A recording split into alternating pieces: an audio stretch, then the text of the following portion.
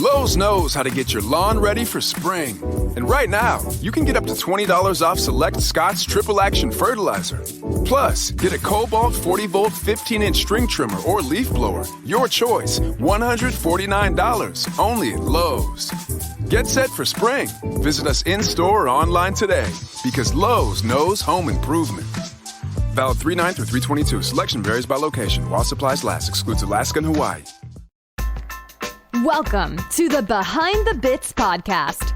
Your host, Scott Curtis, wants to learn everything he can about stand-up comedy and take you along for the ride. Scott and his guests talk serious about comedy in every episode. Behind the Bits will uncover knowledge from different perspectives on subjects such as writing and performing stand-up comedy, as well as booking shows and the comedy life. If you're thinking about becoming a stand-up comic, already in the comic game, or a comedy nerd, Behind the Bits is the show for you. Now, let's get Behind the Bits.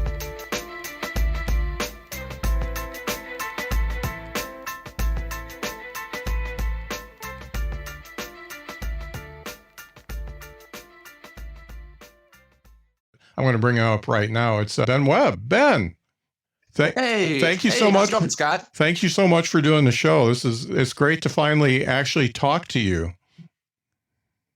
Hey, it's a real person. Yeah, it's not bad. So one of the things about you is that I like how you're using social media because you're almost using it as a diary of, what's going on in your life, what's going well, what's not going well. It's really like watching a story unfold. And you are much more of an open person than I am. So a much more guarded person. So you don't see that kind of stuff from me, not because I wouldn't want to, but because it's much harder for me to do. And that's one thing I really respect about what you're doing, because, it's, first of all, it's gained you a good following, and it's also increased, fan base and social media and all that kind of stuff. But, I'm looking at it from a personal standpoint, and a lot of the things that you're going through, I may not have exactly gone through the same thing, but I can empathize with where you're at a certain point. And I don't feel like you're asking for pity or anything like that. You're just kind of laying out the facts of what you're going through. And I really appreciate that. One of the things I wanted to ask you right up top is, what made you take that leap? Because at some point you have to make a conscious decision that you're going to document your life on social media. And so what made you do that? Great question. And I appreciate you kind of laying out from your perspective. It's oh so valuable to hear it for me, because I'm in my own head 24/7. It can get monotonous. You can doubt things that you shouldn't doubt. So to hear outside of your head, this is what they see. This is why they keep coming back.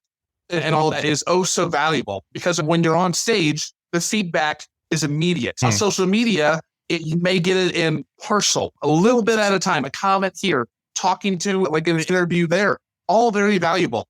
So to your question, there are some things that I have decided to try to keep more protected, because I don't think it's wise to share everything. There are some people who do so, and I may get there, who knows? But I just think that one of the most powerful reasons is something you touched on yourself. Is there was a little short story that the power of connection. People, when they feel seen and heard, they can feel loved. It's a small way of, I was going through a drive-through one day, and all I did was a part of what I do every day. I call it, sir, ma'am, please, thank you. That is just a part of growing up, oldest son of a military family. But when I got to the drive-through window, this young lady was in tears. She was struggling to compose herself because she had hours of people barking orders at her, not calling her by her name, anything like that, to the point where I offered, thankfully, I'm 6'3", I've got long arms. I was able to reach through my car window, through the drive-through window, to hold her hand for a few moments, just so she can help compose herself. So it's stuff like that rings true in my head. I'm going through struggling with kind of a weight loss journey. I'm in church. I do a number of these other cross disciplines. And so if there is at least one person out there that can basically, they may not comment for a while, but if they can read along and follow along and say, you know what? His honesty, I have screwed up like that. I thought I was working this well, and I thought I lost this amount of pounds and I gained one. But this guy's doing it too, and he's still choosing to show up and do it. Yeah. But it's worth it. We need to be visible and accessible to each other and realize we're not alone. You know, it's funny you talk about the poor woman in the drive-through, and I've been through it. I worked in the restaurant business for a long time, and I know what the stress is in that business, and nobody knows it until you work it. You may think it's just a real easy ride or whatever, but no matter what, when you're slow, it's hard. When you're busy, it's hard. It's not an easy job, and it really wears on you. And, you know, in my own quiet way, I try to do the same thing. It's always please and thank you. And I go to McDonald's way too often and get a Diet Coke because I'm addicted to them. And, you know, I see the same cashier at my local one all the time. And I always make sure to say something, you know, just like, how's your day going and stuff like that. And I know that, you know, I'm part of 1% of the people who do that, because most people just grab their food and go on because they're all tied up in their own lives.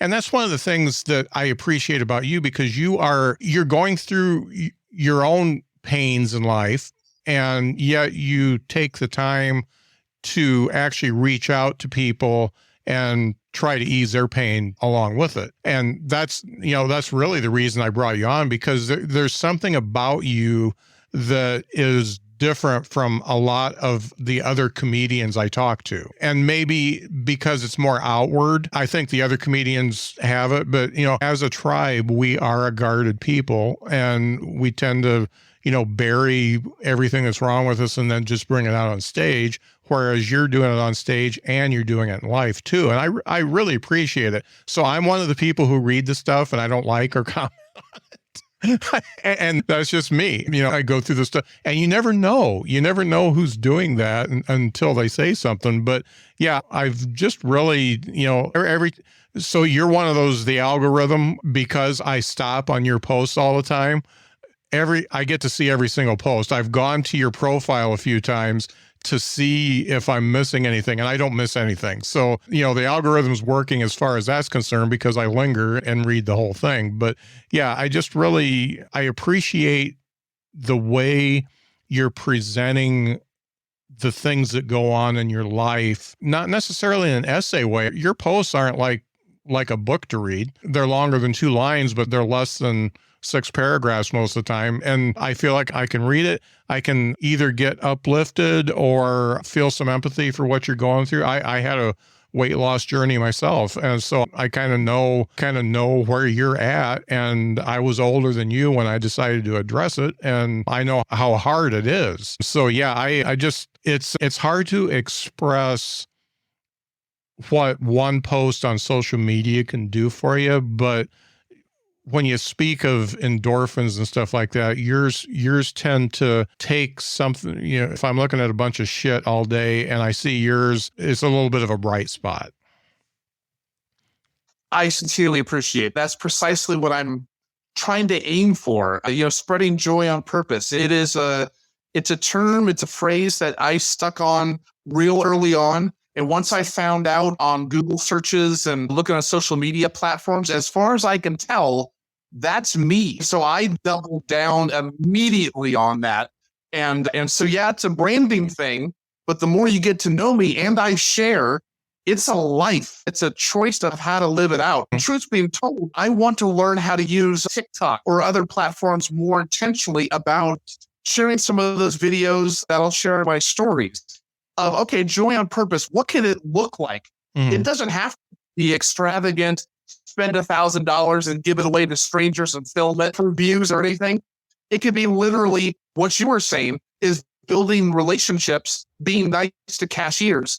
I'm sure you can relate. I have cashiers in different restaurants, at the Walmart I go to, clothing stores, where the demeanor, their shoulders go down, their face lights up, just a little bit when they see that I'm next in line or I come in through the door. Yeah. Because they know I'm going to follow up on, hey, how was that test last week that you were worried about? Or you said you were moving earlier this week or whatever it is. How has that been going? Connecting with human beings. Yeah. That is so valuable because it's very easy, certainly on social media, where it's so difficult to figure out how to structure the videos to get people to stay. Because it's so easy to do that. Yeah. And I don't think people intend to be mean about it, but I don't think they realize how valuable their support is in watching something and sharing it with friends. Yeah. Because in real life, we can do that equivalent of, I got to get so-and-so to ballet practice. I need to go over here to this part of my work. I have to go to the bar. And it's this cumulative effect of going through hell. And if there's some way, shape, or form that I'm carrying my own weight of responsibility, but in some way, shape, or form, if I can get up on stage and be silly for you, if I can get up on a video, take something familiar and have a funny joke for it, or a reaction, make a silly, an ass out of myself, just so that you can relax your shoulders, that you can smile, that you can stop and laugh and remember, oh yeah, I like feeling this way, then I will pay that cost any day of the week. And I'm coming up on another few weeks. I started on Instagram and started cross-posting on the other platforms. Starting on Instagram, February 28th is what I started saying. I'm going to do at least one reel a day. And I have been doing that for almost a full year of one a day. And it's been astounding, the things that I have learned in editing, joke structure, all of that. But the feedback, like the ones that you're giving me, messages invaluable. Yeah. It's wonderful. Just that it seems small, but it's when you're intentional about seeing others, listening to them, and just loving them, spreading joy on purpose. That makes a difference every time. Yeah. And and the videos are good. So there's two parts to you. There's the part where it's almost like a diary, but the videos are not really that at all. It's really just you being silly. And, there's some reaction videos and there's some stuff that you come up on your own. And I know the work that goes into making a 15-second video. It's way more than 15 seconds because you got to think of what you want to do. You got to video it. And sometimes you have to video it, in my case, 15 times before you get it the way you want it. And then you have to post it. And sometimes you get 13 views and sometimes you get 13,000. And it just really don't know. The funny thing, a story I told Nate that I just talked to before you is I put one out promoting a friend's podcast that I really like, and it did really well. So I did one promoting my own podcast, but I put a title page to it, and it is absolutely sucking. It's not going anywhere. I did it this morning. It's got like 30 views between two platforms. And I'm just like, so the one thing I've known is the more raw and DIY that something looks is the better it'll do. That title page, I think, really sunk my video because it looked too professional. So I'm going to get rid of that and make an adjustment. But, the fact I know how much time goes into what you're doing on both sides, and doing one a day, man, that's a big thing to do. Yeah, it's started out more daunting at first because I literally was trying to edit within the apps, and God forbid if it would crash on you, like when you were about to be done and all the captions are gone, and oh Lord, is that horrible, right? But then I started calming down and figuring out, okay, are there more effective ways for me to do this? And there are. Like on TikTok, you can not only save videos for later, it'll put it on a separate page for you, but most of the videos you can't actually download on your phone. There's a number of the websites off Google that you can plug in where it'll remove the TikTok watermark for you. So it's nice and clean, and then you can do whatever you would like with it to make it your own. And so I found an app that is a really good video editor and all sorts of things. This just starts to build a little bit at a time, because if you realize it's a good thing, it's a good discipline, then you start thinking of how can I be more effective Yeah. with my time. So that needs better tools, better improv or whatever it may be. And so now at this point, mentally, it's just a part of my day. It doesn't feel like a complete day until I have shot something and I've done something. Yeah. And sure, I've added in memes. I try to create my own original memes that can be shared around. Try to be very vulnerable in what I share because I'm a cross-discipline performer. And I think that whatever helps you stand out and whatever you're passionate about, double down on that. People want to hear from you. Yeah. Because essentially social media has the power of leveling the playing field. And it gives you, if you've got a camera on the phone and some editing or whatever the case may be, you can essentially invite the world, or at least the local community, to pause, look over your shoulder and say, look at the cool thing I'm about to do. Yeah. And here's why I love doing it. Here's me. You saw me on stage this past weekend. Cool. If you liked it, I'll be here. And this is what I'm looking forward to. So little things like that help to put humanity to the performer. And people, if they decide they like you, they will support you all the more. And it's really just an open game. Social media has cracked it open. Yeah. So I want to talk about creativity because, you're totally engulfed in it. As far as doing all the social media stuff that you do, and then talking about stand-up specifically, how has committing to doing the social media stuff enhanced the stand-up? Ooh, great question. Yeah, I would say it kind of goes along with why I continue to be a cross-discipline performer, because I started in improv. Improv informs and makes my stand-up better. Stand-up makes my acting better. Acting informs the improv, and it just fuels all of it. So when it comes to creating every day, videos or posts, or if you have something that you're doing every day, and you brought up Hot Breath, so specifically the 10 Club, and every day a joke writing exercise, it definitely came up during the quarantine, but as a way to build community. But also, if you do anything every single day, it's going to become a part more in the forefront of your mind. Your mind, it is like working a muscle. When you first start working out, whether it's bands or the hand weights or whatever it is, the first week or so, it sucks. Oh, it's so bad. Yeah. Muscles ache, everything like, I got to do this tomorrow. I got to keep doing this next week. But if you do, what happens? You don't ache quite as bad. Yeah. You actually start to look forward to it. You start to change and adapt to it. So doing this sort of thing regularly each day has it on my mind every day.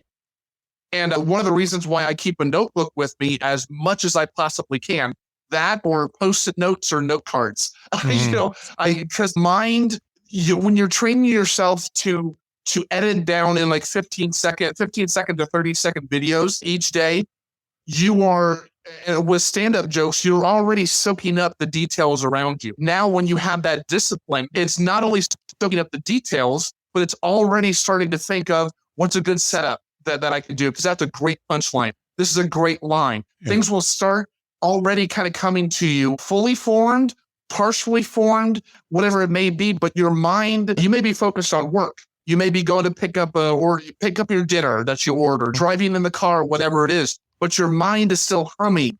It's still, the muscle is, when you're feeding it, it's flexing, it's working. So in that alone, I write every day. And I'm very thankful that I committed to that, because even when I'm in between shows for a little while, I have material that builds up that I'm ready to try out. So it's very rare for shows or even at open mics, it's very rare for me to do the exact same set twice. We'll either add tags or be more comfortable with the laughter or the silence, or I've just got that kind of material I need to work out. Right. And in part because I'm working the muscles so much, the details and the setups and the punchlines, it's almost a struggle to keep up some days. Yeah. So it's a blessing and a curse, Yeah. But in that alone, it's been really valuable. Yeah. I don't know how it is for you, but I compare when I get into a creative mind to almost like a dream state. And so it's different than because my normal mode is, I'm in technical sales. So, it's all about, getting specs and then presenting them to clients and stuff like that. So not very creative.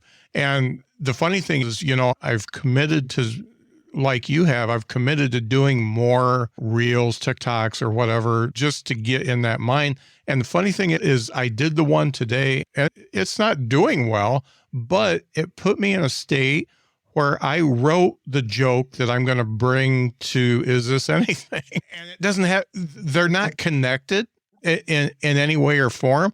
But right after I filmed that, I thought of this joke and I thought, okay, this put me in the mindset of actually creating something versus working with what I already have. And it's funny. I totally agree that when you get into a rhythm of it where you've committed to doing it daily, you are going to definitely produce more material just because you are in that mind frame.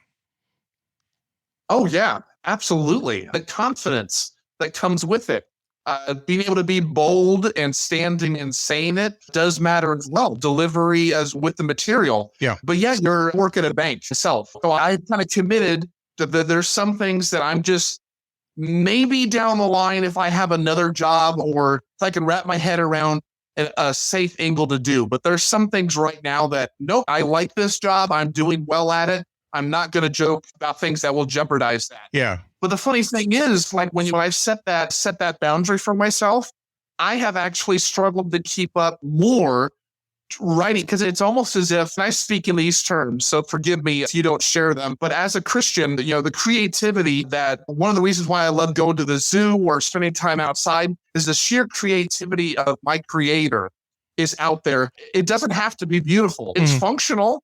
It doesn't have to be beautiful and all that, but it is. Yeah. And so there's a creativity that comes out. So when I set those boundaries, all of a sudden I could feel something loosen up just a little bit more, soaking up all these other details of maybe I'm not going to joke about the bank specifics at my job, but I'm in a workplace. There's so many relatable scenarios that people, no matter where they work, can say, yes, we do that. Why is that?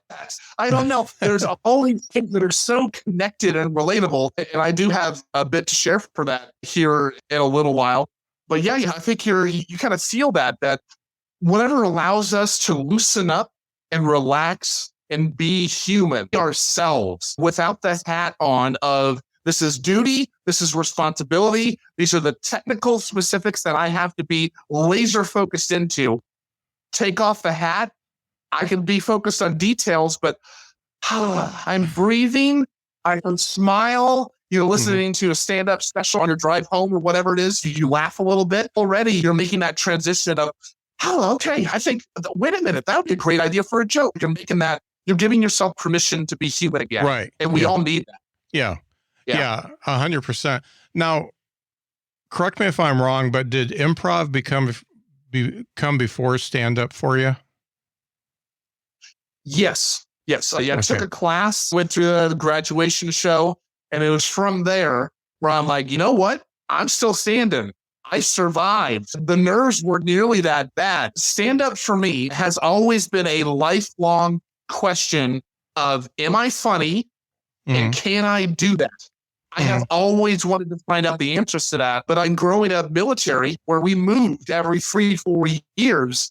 I don't know what it feels like to have born and raised roots. And so I don't have that experience. It took me a long time to build up the courage to attempt anything. And then it got to a point where it's like, well, I would like to do theater. I would like to try this, but what's the point? We're just going to be moving next year. Yeah. So it got to that. So it's been that lifelong answer to a question, and improv to stand up and trying out for theater, all of it. I have not only found out the answers to those questions in the affirmative, but I have found in each one, and they overlap a little bit, but I have found in each community people that are chasing after their own goals, their own answers to questions. and human beings that also want to relax and have joy, share it with others. So when you have community with people that just get it, you can walk in and they absolutely know what you're feeling, what you're thinking, what you're facing, because they're about to do it with you. That kind of support and community is invaluable. Yeah. And I'm very lucky to have that in my life. Yeah. So I hate to put you on the spot here. So you've got improv, you've got stand-up, and you got acting. If you were put up against a wall and you had to pick just one, which one would it be? Oh, there's a good one. Oh, man. Oh, that is a tough one, man. I would say, up against the wall, having to weigh all of it, and certainly with the potential of where it is, I would give the edge. I would give the edge to stand up. Really? Yes, because it pushes me and holds me accountable like few other things. Improv and acting, you have people that you're going on stage with that you trust. You must. But together, you are with that trust. You're creating something larger than yourself. Yeah. With stand-up, it is naked. It is vulnerable. It is raw. It is all you. Either you've done the work or you haven't. And I think that challenge is something that does not allow me to squirm away. It does not give me the space or the time to put up excuses. And I'm really good at thinking of excuses. I'm really good. Same. So yeah. this does not allow me that, because I want to put my best foot forward. And I have a room full of people that have come to see me and the other comedians for some reason. I want to over deliver for them, so they can't wait to see me again. So it's that accountability, and that it can be terrifying. Yeah. But the rewards of when you get that first laugh and everybody is with you and they decide they like you, there is very few things like that kind of satisfaction of knowing that I've done the work. I deserve to stand here. And the audience has, when they decide they like you, they essentially, like a little child, have decided to reach out their hand and trust you by putting it in yours. And so for however many minutes you have, don't violate that trust. Take them on an adventure with you. Yeah. And it just so happens to be sharing a lot of laughter. So I would give the slight edge to stand up, but that would be so tough to leave the other two. But that would be my honest answer. Excellent. I actually thought you would give the edge to improv, but I'm one of those guys that I've been pushed into improv a couple times and I just freeze. I can't do it. And so it would be all stand up for me. What do you think what would you say is the best moment you've had doing stand up? Ooh, excellent. There's been quite a few. So kind of narrow things down.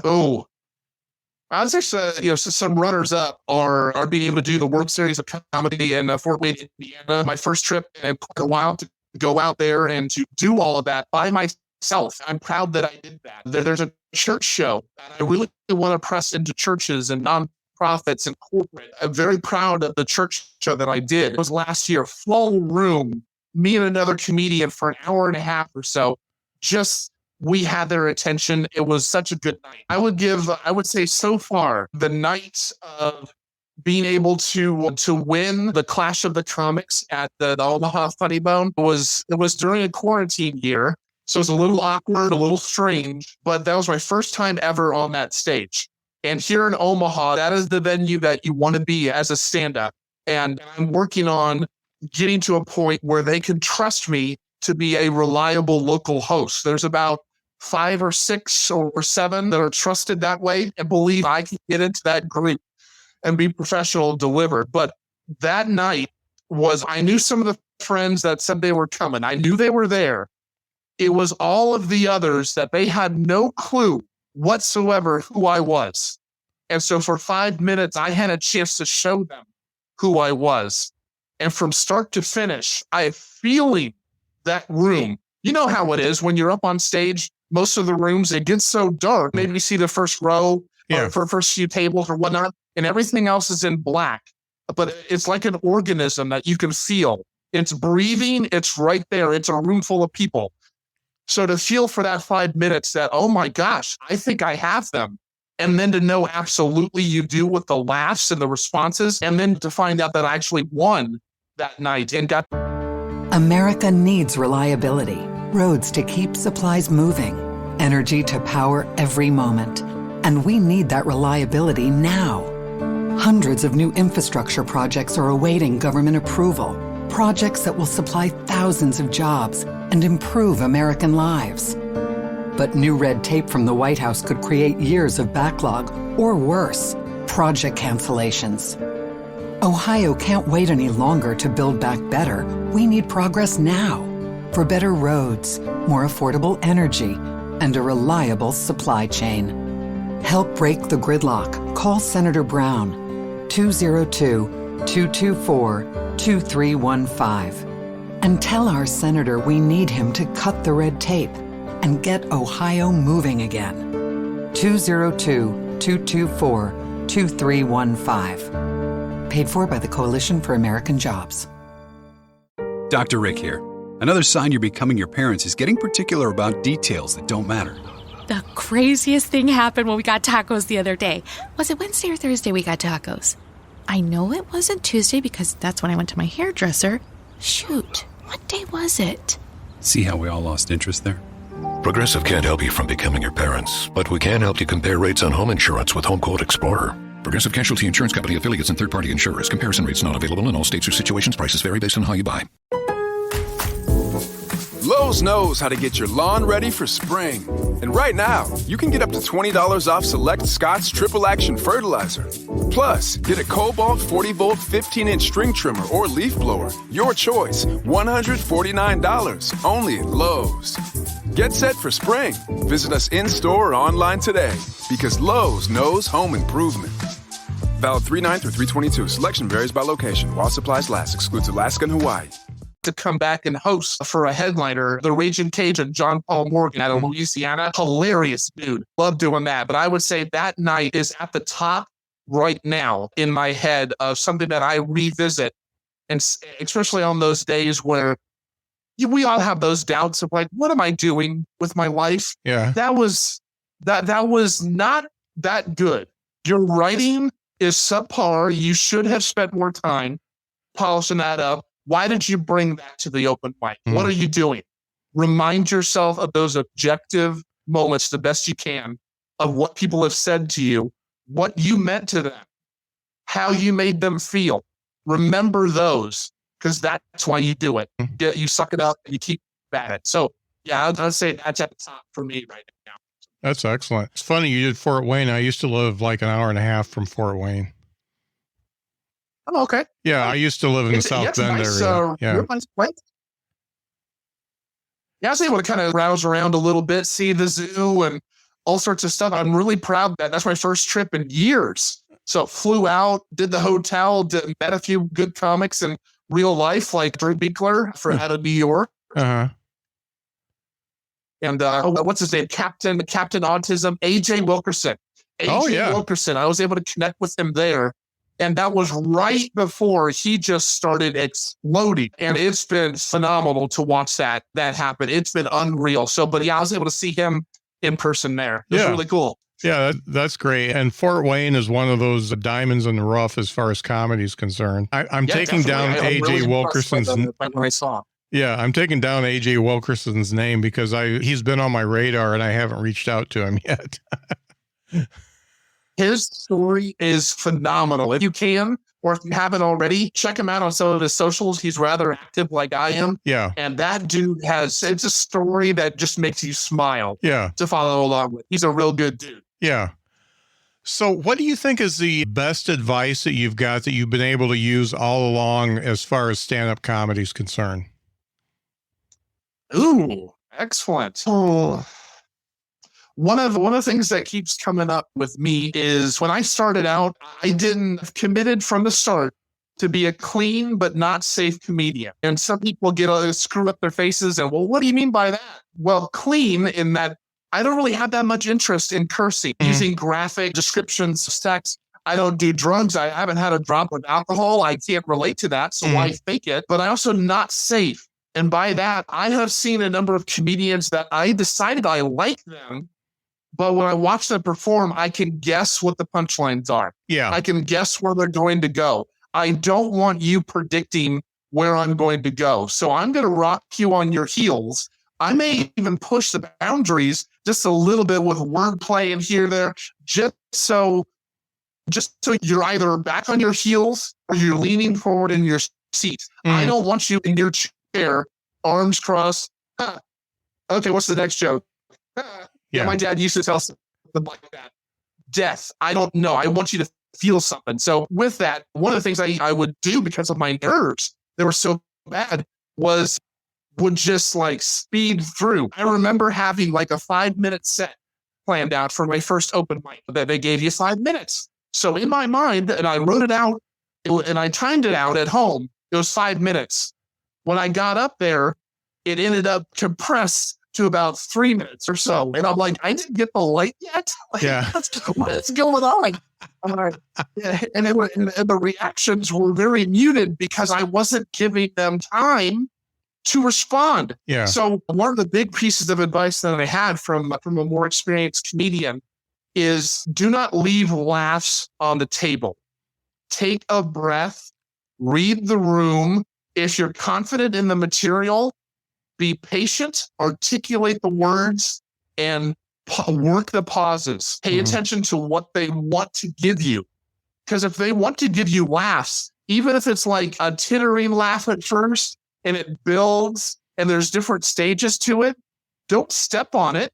They're enjoying themselves. Laughter is contagious. Maybe this side is not too sure on you just yet, but this side is dying, right? Yeah. Inevitably, they're like, you know what? This is dumb. I like to smile. I like to laugh. This is quite funny. And it just starts feeding each other. So don't step on it. Comedy, stand-up comedy is like, especially as a Christian, I can relate to this, that it's a call and response. It's like those preachers that do those pauses, do that kind of style so that they're incorporating the congregation. You're incorporating the audience. They are giving you laughter or oohs and ahs or whatever the line calls for, and you are giving them with misdirections or rules of threes or faithful expression, whatever it may be. It's a back and forth conversation. So in a conversation, when somebody's asked a good question, and you give them kind of a funny line response, and they want to laugh, let them take a breath, form your thoughts, and hit them again. Yeah. Response, wait on it, hit them again. Always be ready. Always reward them for them giving you what you hope for. Yeah. And so to not step on laughs has been a huge help for me. To take a breath, don't race through things, have fun. Yeah. You know, it's funny.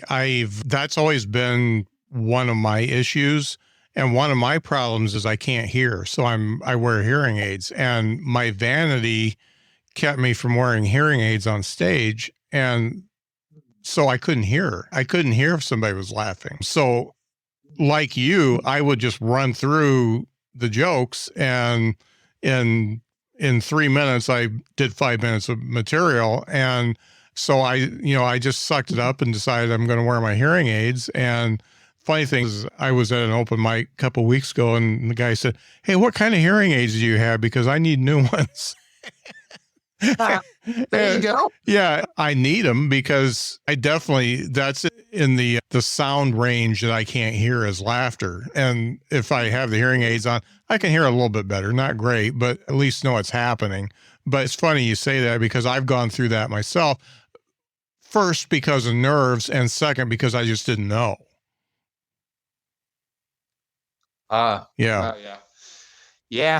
that could be, and it's human. You know, we all have ways of facing those nerves, whether it's being nervous over a joke, or just getting up on stage. Last November, I started my 5th year in comedy. And so I know I have to remind myself, I don't know about you, but to remember that a vast majority of people are terrified at the idea of getting up in front of others to speak. Yeah. And so when they do it at work, or if you remember back in middle school, high school, or college when you did presentations, they have to fight to slow down, or they would be glued to their laptop or their PowerPoints or some sort of thing to keep them calm so they can survive.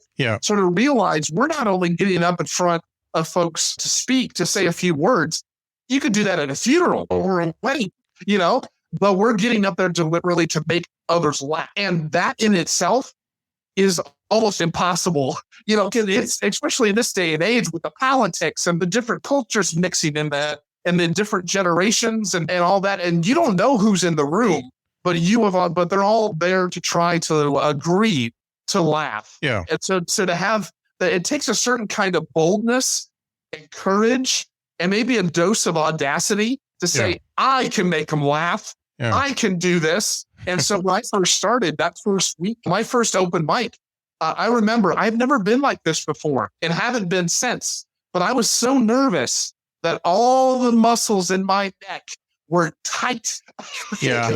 Like I could see the comedians ahead of me, would listen to them and say, that's a really funny joke. And I wanted to laugh and I physically could not. And so I was kind of scared that, oh crap, what if I want to find the answer to my questions, but what if every stand-up gig is like this? No wonder some comedians drink. No wonder they do drugs. Like, like, my God, this is horrible. But I did 3 open mics in a row my first week. And by the third one, my neck muscle started to loosen. I was already starting to have fun. Oh, thank God. It's not like this every time, but I will never forget how nervous it was. Yeah, for sure. Well, I like I said at the beginning, I really enjoy watching, what you're doing and how you document it. You do a really good job of it without, I guess, without getting, either maudlin or overjoyed or anything like that. It's pretty much just a compendium of what's going on in your life. And, I'm watching, I'm not one of those guys that acts as much, but, I thought that what you do is definitely different than what I see most comedians do. Some comedians put out a ton of content and that's all you see is the content. You don't see who they are. And with you, I get to see who you are. Yeah, thank you for doing that. You and anybody else that is watching or listening, I keep you in my mind that I will never forget that for all those that are reacting and that I hope would react, I know there's a number of folks that for one reason or another are following along. And I think that holds true for a lot of people in our lives. We don't probably know who all is watching us and listening and are inspired by something that we're doing. And so it's a privilege to be able to dare to try this. I may modify, I may change some things. I want to aim for consistency, like on YouTube. Oh my goodness, YouTube.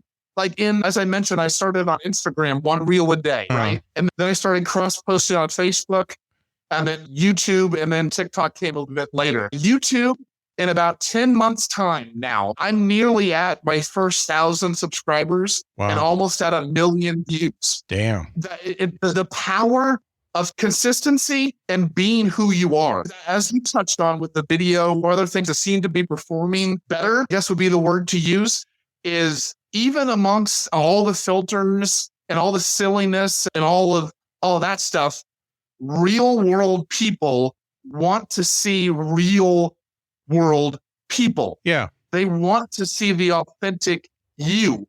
And I understand why people use social media differently. And I don't judge them one bit at all for being more reserved and all that. I respect that. But if there is in some way, even in the more reserved, careful mode, to basically invite people in to look over your shoulder and say, hey, I'm Ben Webb. I'm Scott Curtis. I'm excited about what I'm doing today. Here's what it is, and here's why. It doesn't even have to be long. But just those little things of saying, you know what? I can relate to that. I'm thinking about starting something, or that sounds really cool. I want to listen to that interview. I want to go to his show and check it out because I feel like there's a little bit of a relationship. And so, it's a really good privilege to attempt this. And so far, it's been good. And I want to keep, because I know the more and more people get out there and interact with my stuff, and share it, the more people I can kind of connect with. And if I get out on the road and do whatever else, wherever I'm going with this, it's just going to escalate. And so if this kind of reaction is happening now, with me being in Omaha largely, shooting things on my phone and posting and things like, I shudder to think what could be possible. Yeah. And so it's huge. The messages alone that I've gotten from people of just that I've been going through like a real rough day, came across what you posted. And that's exactly what I needed to help me think about anything else. Because I've been through the horrors of abuse, of divorce, a number of things. And if I can go through counseling, I can kind of work through and work through healing and strong. And I can stand here and still smile and be silly and goofy and ask you to join me in spreading joy on purpose. You know what? You'll start looking for small ways in your life to do just that. And that would mean the world to me, to learn more and more stories of what I'm doing, touching anybody else for the better. Right. So. Right. Yeah, you're definitely going the right direction as far as I'm concerned on that. So we are at my new favorite part of the show, my first segment that's actually taking off. I'm actually getting great feedback on it. It's called Is This Anything? And that's where each of us bring a joke or a premise, something we're working on, something that we think may work or may not work or whatever. And we just put it out there and we give each other notes and see where we can take it. And since you're the guest, you get to choose who goes first. Do you go first or I go first? Nice. I love the idea for the segment, by the way. This is great. I've been in my head for most of the day and everything. I would love to hear what you have, and then I'll follow. All right. So I've gone first every time so far, so nothing's new. Oh, okay. So I'll preface this by saying that there's two things. So this is a brand new joke. I've never done this. And I've gone from being the squeaky clean guy to being a little bit darker. So that fits my personality a little bit better. So just being my true self on stage. So this one kind of fits in with that. So one of the things I do is make fun of boomers because I am one. So here it goes. Us boomers have to stop shaming people in their 30s when they say they're feeling old. I know their aches and pains are nothing compared to the 24 agony we feel, but try to remember, folks, when you realize the time has passed when you could go on a 3-day whiskey, cocaine, and murder spree, then take your kids on a play date at 8 a.m. and still feel pretty good. And that's it. I like certainly if you get them hooked and, before you go on that run and everything, relatable, heightens it, exaggerates that, nice dose of silly and dark. I think you got something there. Thank you. It's the funny thing is that came up right after I did that stupid reel. It's like, because I've been thinking boomer jokes, for a few weeks now and trying to expand on what I already have. And I was thinking, I've done everything but the murder part. So the murder kind of takes it over the top. So let's throw that in and see what happens. Yeah, you might even play with, it's a different style, what I have, but I'm wondering since part of the joke is that run on there of getting people to that punch and contrasting the two ages, wondering, just hearing it for the first time, I'm wondering if murder might be something that would get people to get hung up on, that they may stop at it, versus you're already on a run. You're already getting that style out. So, cocaine run and to bury a body or whatever. Just go ahead and use the words. You get that nice double B sound in there. Yeah. It's the same principle. So maybe something like that might help the flow a little better and still get across your hilarious exaggeration. Right. That's just a thought that I had. Yeah. And there's exertion in burying a body. So cocaine and burying bodies. That does make sense. Yeah. Exactly. Might as well lean into it. Yeah. It's something to play with. Yeah. And that's really kind of a short one that I want to put in between a couple other things that are a little bit longer. But yeah, I felt like it may be a little much even for me, but I wanted to pop that in there because I've got another thing where I want to tell my kids after they both hit 30, because my son turns 30 this year, about my first experience with cocaine. So I thought that might almost be a callback and could actually fit in. Yeah. Yeah, I think so. You already started to think of it like the tissue. Yeah. So yeah. Okay. Yeah. All right. Well, yeah, I'm gonna give it a try at an open mic and see what happens. Yeah, absolutely. That'd be cool to see how that develops. So yeah, excellent. All right. So what you got for me, Ben? All right. Well, also when you shared with me the idea of the segment, something kind of raw, a little bit more brand new, I'll give you something that I've been working on just this week. That I mentioned that I work at a bank, and recently we had an executive come down and visit the different departments, and they put up balloons and welcome messages on the whiteboards and the whole thing, right? So the idea is, okay, find the relatable and exaggerate and find the silly. So the idea that I had was standing with your manager when an executive like that visits. It kind of feels like you're in the Westminster Dog Show. It's just, well, this has been Webb. Ben Webb's been with us here for a few months, and they check the teeth, and he's a really good guy, and he kind of, good coat and good shoulders, and is a good worker, really respectful, and, check the hiney a little bit, hard to do here in the screen, but you kind of get through there, and you're like, okay, are they going to go to another department? And you start turning to go back to your desk. They say, oh, Ben, by the way, we have refreshments in the break room. We have pizza. Would you like to join us? I'm not sure. I got some work to do. Well, but who's a good employee? Who's a good boy? Who's a good And so I do like a physical act out where I'm resisting, and then my butt starts to wag a little bit. I get, the whole body. So that's the idea, just to be able to be silly and using my talents to really sell the joke. So, So what do you think that has any meat or potential to it? So that definitely has legs because I can see it. So an executive is the judge, and they are so far removed from what actually goes on in the bank that actually showing your physical attributes is more important to them than your work ethic or anything else. So I really dig that. The only thing I might add is after they check all the teeth and the hindquarters and stuff like that, they do the little parade around and they watch you walk.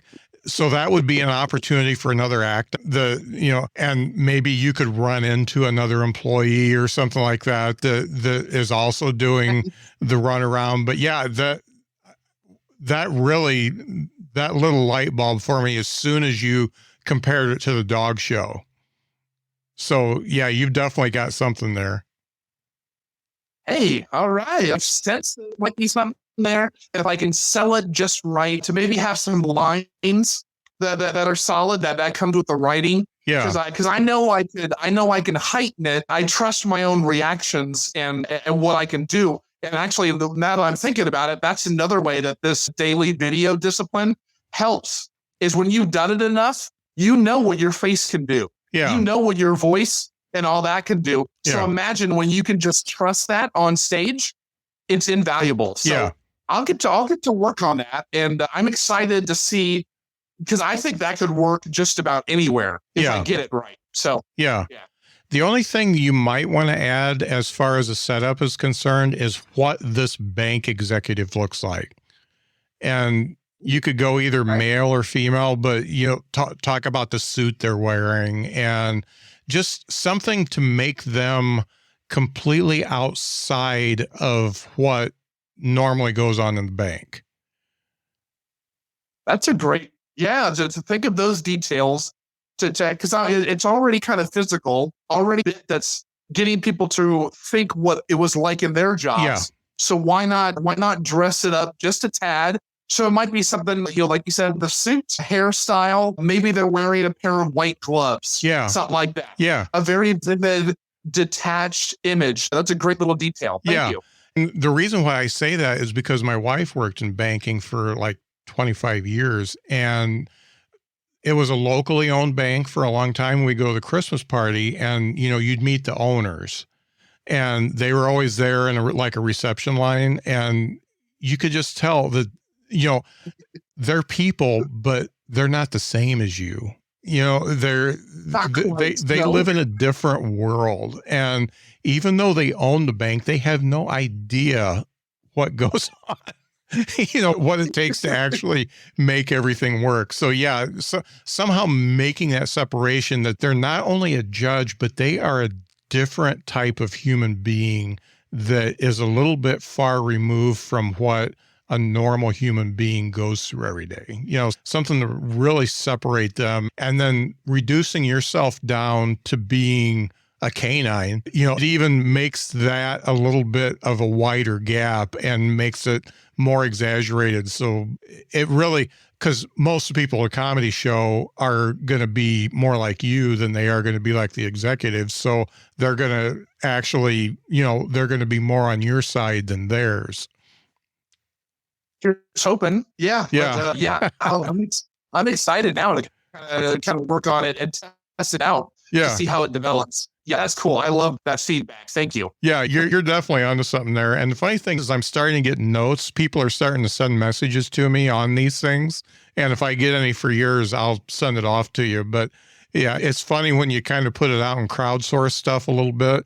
So we're crowdsourcing between two, and then I've got all the listeners listening too, and sometimes they'll come up with something better than what I came up with. So yeah, I'll send that over to you if it comes over to me. Awesome. Thank you. Yeah. Well, this has been really fun. And, it's funny, the first time we've actually talked, but, I feel like I already knew you before we started, and you're not any different than what I thought. So that's a good thing. So well, good. Yeah, I appreciated the opportunity to connect, and as much as you'd like to in messages, certainly you're welcome anytime to kind of bounce ideas or just kind of check up on. But hey, down the line, if you'd like to, I would definitely be open to connecting with you again and chopping things up. Yeah, definitely. It's been really fun. Yeah, I had one comedian say that we should do this as like a recorded writing workshop, just do a special episode and have a more seasoned comic on each one of them, somebody who's been in it for, 10, 15. And I can probably pull that off at least once a month and do something like that. So that's actually it's kind of in my notes as something to develop, give something back so that, comics can see what the writing process is like and see what it's like to bounce off other people. Nice. Yeah. Yeah, we can do my mind goes to preaching again, but when I was learning how to preach and all of that, just the idea of not looking down on people, but if people don't understand you, then what value is it of how eloquent your words are? Yeah. So whatever you can do to take something on a higher shelf and put it on a more accessible shelf, and then people, because I never quite understood why some comedians are so guarded about what apps they use to edit video with, or what they use for their posters, joke writing, and all that. Because if you share that, another comedian is not going to create the same way you're going to create. Yeah. But you're helping them eat. You're helping others see comedy and all that. So why would you not give it away? Right. So that kind of idea would help put things on an accessible shelf and to show, oh, wait a minute. Okay, I've been kind of working on that, but I haven't heard of that technique. And that would help me out so much better than what I've been doing. Yeah. And it might save you years of butting your head up against a wall. That might be something to kind of work out, see if that would be something you can do. Yeah. Yeah, it's definitely on my radar. So where can folks find you on all the apps? Yeah, absolutely. Well, as I mentioned a bit early on, I found out that joy on purpose is pretty much me. If you want a joy on purpose comedy, if you just keep that phrase joy on purpose in mind, I have searched it on all the apps of Instagram, Facebook, YouTube, and TikTok. Joy on purpose, Ben Webb, my face, some of my videos will come up. Yeah. And so, feel free. I'm a little bit more liberal with how I will kind of accept and bring in followers and subscribers. Things have been growing. I would love to join with anybody who resonates with what message I'm trying to do and what I'm doing, as I'd love to get to know more about them. Because as you know, could be better about the Behind the Bits podcast page and other things like that. But essentially, if I see it and I think it's done well, I'm going to engage with it, or I'll send you a message or whatever it may be. Because so many people in this country and a little bit around the world that I have an opportunity to connect with, and I know how daring it is. And daunting it is to do what we do. So let's encourage each other. If we can do that and connect, then let's do it. So. Yeah, for sure. 100%. Well, it's been really great talking to you, and I'm sure we'll see each other again. But this has been a great talk, and I really appreciate what you're doing. Thank you so much for having me. I will literally right after we get off here, I'm going to be creating my video for the day. All right. Yeah, it never stops. Yeah. So thank you so much. Thanks a lot. With any dream, the wind won't always be at your back. The sun won't always be shining, and some rain is going to fall. American Family Insurance is like a good solid roof that you can trust to protect your biggest dreams. With plans that could save you up to 23% when you bundle your home and auto. Also, you can continue to dream fearlessly, no matter what comes your way. American Family Insurance. Get a quote or find an agent at amfam.com. Visit amfam.com to learn how discounts may apply to you. American Family Mutual Insurance Company assigned its operating company, 6000 American Parkway, Madison, Wisconsin. Lowe's knows how to get your lawn ready for spring. And right now, you can get up to $20 off select Scott's Triple Action Fertilizer. Plus, get a Cobalt 40-volt 15-inch string trimmer or leaf blower. Your choice, $149, only at Lowe's. Get set for spring. Visit us in-store or online today, because Lowe's knows home improvement. Valid 3/9 through 3/22. Selection varies by location. While supplies last. Excludes Alaska and Hawaii.